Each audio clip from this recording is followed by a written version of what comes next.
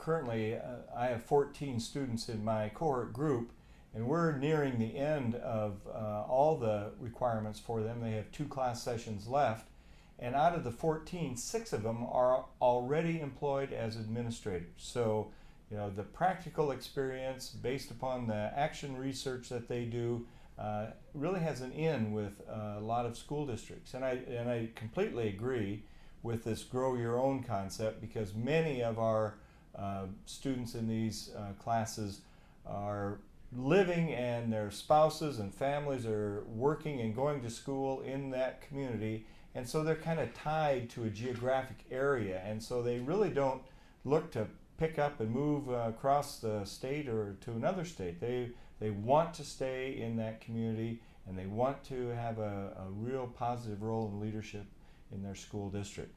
I'd like to mention just one other thing. One of the responsibilities we have that I find very interesting and exciting is that we must go on site to where they're employed, and most times it's in public or private schools, and make a visit to their work site and visit with their principal or their superintendent and explain the program, and more or less clue them in that these people are ready for leadership roles. And it might not be a principal, but it might be part of their leadership team in a public school or private school.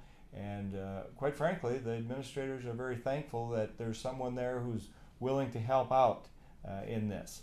Along with many of the other activities, the discussions about real life situations in our organization and in our classes, I think this is a great fit for many, many educators out there who now have decided to get into the leadership role.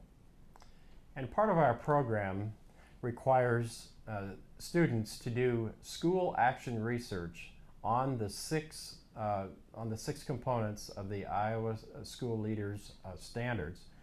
And in these components, we train these folks how to do school action research, so that when they leave our program, they can go right to work immediately and know how to do those kinds of things within a school district.